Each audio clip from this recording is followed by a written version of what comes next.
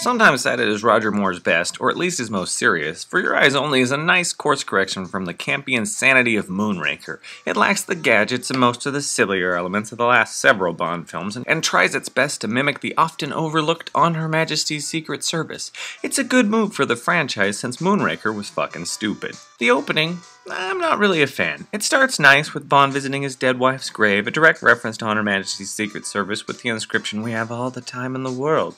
And then Bond is picked up in a helicopter, and what follows is an in-joke fuck you to Kevin McClory, owner of the rights to the character of Blofeld, an occasional nuisance to the franchise. McClory would prevent The Spy Who Loved Me from featuring Blofeld, and would produce the abysmal Thunderball remake, Never Say Never Again. It's a decent enough action sequence, this whole thing with Bond being toyed with in a helicopter controlled by a nameless bald man in a wheelchair with a cat. The helicopter stunts are very impressive, but the fake Blofeld is just sorta awkward. Bond eventually is able to take control of the helicopter, and he stabs the man's wheelchair and picks him up with the helicopter and dumps him down this big smokestack, effectively killing Blofeld from the franchise, which was the point. The point being, Bond didn't need Blofeld to thrive, but the film didn't need to have this random reference in its opening. Into the theme song we go, which is terrible. Hell, Bill Conti's whole score is pretty dated and awful. Afterwards, we see this ship, the St. George's, and it's a fishing ship, but holy shit, it's not. It's actually a British naval ship in secret. And we get a glimpse of the ATAC device. The ship accidentally picks up an old mine while fishing and explodes, and it results in the ship sinking, and the ATAC, which was supposed to be destroyed in the event of an emergency, remaining undestroyed. The plot is an old-fashioned chase the MacGuffin. The British Minister of Defense, Frederick Grey, wants the ATAC back, and Moscow's General Gogol wants it too, though he will have no direct involvement in getting it. We go to Greece and we meet Melina Havelock, who has just flown in to see her mom and dad, who also have a pet parrot named Max. The pilot who drops off Melina turns around and then strafes the boat with a machine gun, killing her mother and father, but thankfully the parrot is fine. Back at Universal Export's office, we get a scene with Moneypenny, and into M's office we go, but M's not there. Bernard Lee sadly passed away after Moonraker, and his absence is simply explained as him being on leave. Bond meets with Frederick Grey and the Chief of Staff, and we learn what the ATAC is. Automatic Targeting Attack Communicator. It uses low-frequency coded transmissions to order submarines to launch ballistic missiles. The British government couldn't officially look for the St. George's, so they asked a marine archaeologist, Sir Timothy Havelock, to take a look, but he was just killed with his wife by Cuban hitman Hector Gonzalez, whom they figure did it based on Melina's description of him by the Greek police. Bond is being sent on Operation Undertow, locate Hector Gonzalez, and figure out who hired him. Bond heads off to Spain, where Gonzalez is supposed to be, and Bond travels in his Lotus. Cool car. And while he sneaks around the property, Bond is captured.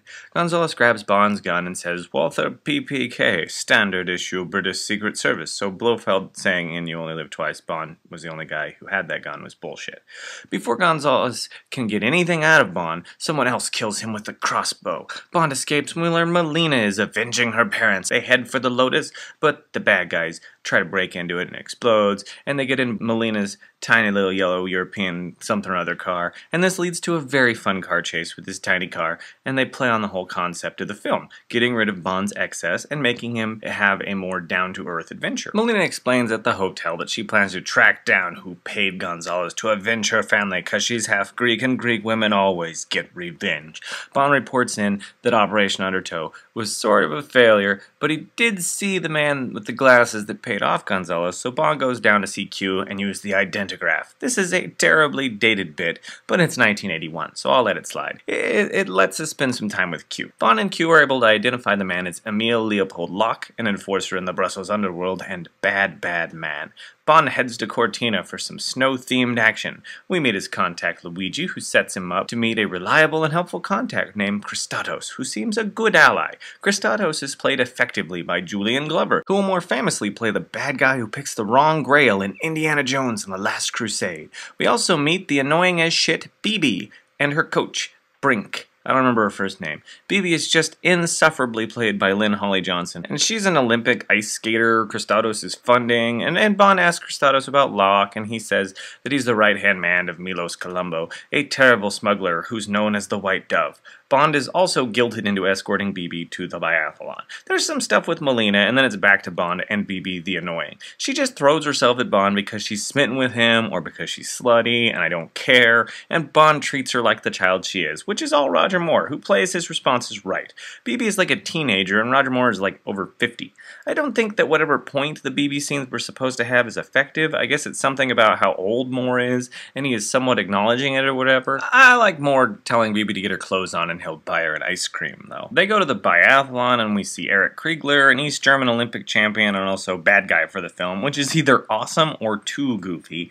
There's a nice slow build-up to some ski action, with Bond being forced to ski jump before the chase begins, and Bond sees Locke, who's been popping up in the background of all of this, and he has his white dove on his jacket, and there's a lot of great stuff with these spike-wheeled motorcycles and some cool ski stunts. It's fun, even if the soundtrack is terrible and the action is sometimes too silly. Motorcycles on the bobsled track, though, is fucking awesome. And Kriegler cements himself as a pretty cool henchman by getting so mad about his bent rifle that he throws his motorcycle at Bond. Bond has another scene with BB and a hockey team attacks him, and this is goofy, and I never liked it. Bond goes back to the Lotus, and Luigi's been killed, and there's a white dove pin in his palm, and Bond meets back up with Melina, and he promised to spend time with her and Corfu, and then he goes back to meet up with Kristatos, who shows him the villainous Columbo, and there's a lot of good stuff here. Kristatos plays dumb about who Bond is and tells him about Columbo's heroin dealings, and we learn that Columbo is a silent partner in this casino they're in, and the lady in blue he's with, the Countess, shills for the house, getting others to bet their money, which we saw earlier when Bond was playing Baccarat, so it's true. So Kristatos is very much set up as a sort of standard Bond friend, a good guy. We also see that Columbo is bugging Kristatos' table, so he's clearly the villain. Bond hooks up with the Countess for some premarital relations, and the Countess outright says that Columbo wanted her to do this for more information on Bond. In the morning, they stroll on the beach, and the Countess is run down and killed by Locke, which you're like, hey, he works for Columbo, and then Bond is captured by Locke until some random dudes come out of the water and capture Bond, and the dudes have the white hand of Saruman or whatever on their clothes, and Bond is knocked out. Bond wakes on Columbo's boat, and we learn that the movie has pulled an old switcheroo, with Kristatos being the lying villain who employs Locke, and all the nasty things Kristatos said about Columbo were really about himself. It's an effective little move on the movie's part, and it keeps everything interesting. Bond is being used to do Kristatos' dirty work. It also helps that Columbo is a much more likable fellow than Kristatos.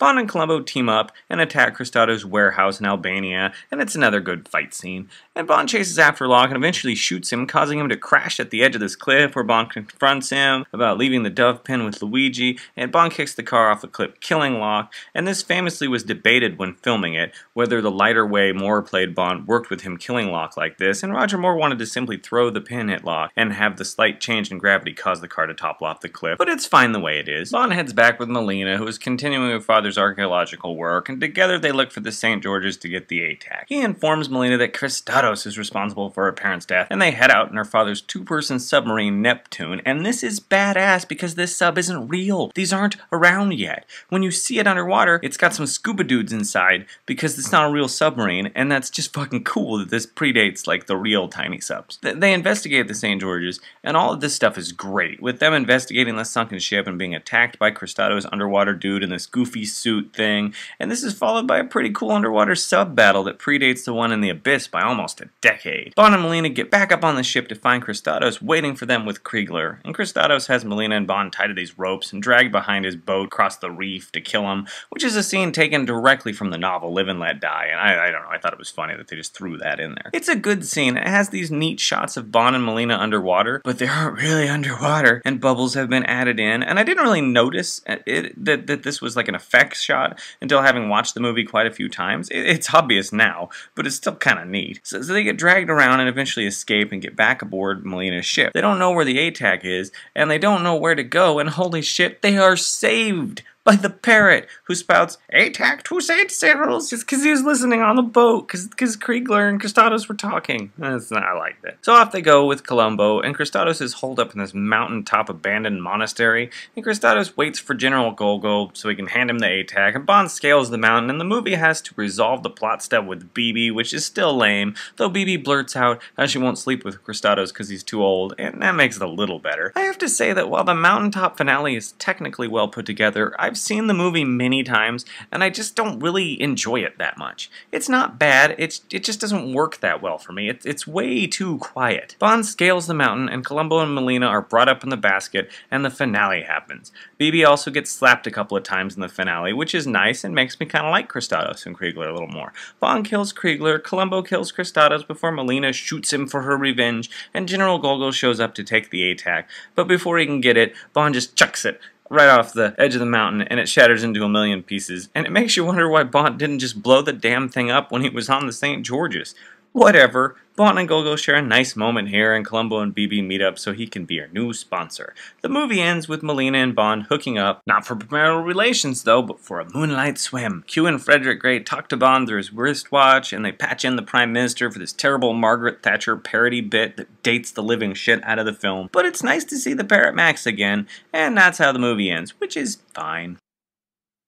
For Your Eyes Only is a step in the right direction for the franchise, but it's still a bit off. It's a little too serious for the most part, with incongruent bits of silliness. The balance isn't quite there, but the action succeeds, and Moore does well with his leaner, more serious direction. The stuff with Bibi sucks, but Kriegler and Locke make decent henchmen, and Kristatos is good, and he's a different sort of villain. Also, Columbo is a fun ally for Bond to have, and Melina Havelock ranks as one of the best Bond girls ever. She's hot, she has purpose, she's not nearly as wooden as most of the actresses they usually have.